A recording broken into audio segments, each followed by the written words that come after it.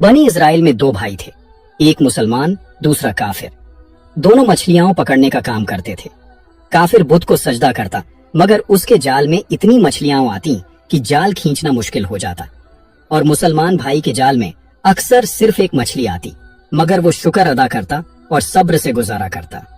एक दिन मुसलमान की बीवी ने काफिर की बीवी को जेवरात और उम्दा लिबास में देखा तो दिल में हसरत आ गई।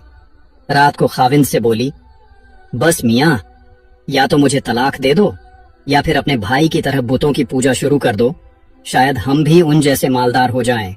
मैं मजीद ये तंगदस्ती नहीं सह सकती। शौहर ने नरमी से जवाब दिया, ईमान बेचकर दौलत लेना घाटे का सौदा है, लेकिन अगर तू इतना ही मजबूर है तो मैं कल से मजदूरी करूंगा और रोजाना तुझे 2 सोने के सिक्के ला कर दूंगा। सुबह वो निकला, मगर दिन भर फिरता रहा। न किसी ने काम दिया, न मजदूरी मिली। मायूस होकर दरिया किनारे बैठा और शाम तक रब की इबादत में मशगूल रहा। घर आकर बीवी से कहा, आज मैं बादशाह की खिदमत में था। उसने कहा, अगर 30 दिन काम करूं फिर जो भी मांगोगे वो मिलेगा। वो बादशाह बड़ा करीम है, उसके खजानों की कोई हद नहीं। बीवी ने मान लिया। शौहर हर रोज इबादत करता रहा 29 दिन तक। 30वीं रात बीवी ने 2 टुक कहा, सुनो, अगर कल कुछ कमा कर न लाए तो मुझे तलाका दे देना। अगली सुबह शौहर एक यहूदी के पास गया, जो मजदूरी तो दे रहा था मगर खाने का इंतजाम नहीं था। सो उसने रोजा रख लिया और काम पर लग गया।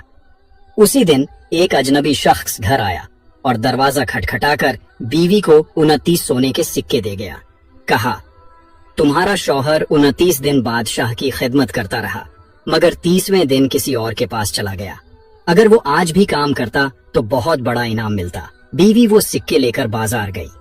एक सुनार ने सिर्फ एक सिक्के की कीमत 1000 दिरहम लगाई। शाम को शौहर घर आया। बीवी ने पूछा, आज कहाँ थे? कहा, आज मैं एक यहूदी के साथ मजदूरी कर रहा था। तब बीवी ने अशरफियों का सारा वाकया सुनाया। शौहर ये सुनकर रो पड़ा, इतना रोया कि बेहोश हो गया। जब होश आया तो कहा, अफसोस, मैंने बादशाह दो जहां यानी रब्बुल आलमीन की खिदमत छोड़ दी। फिर सब कुछ छोड़कर पहाड़ों पर चला गया और बाकी जिंदगी रब की इबादत में गुजार दी और वहीं वफात पा गया।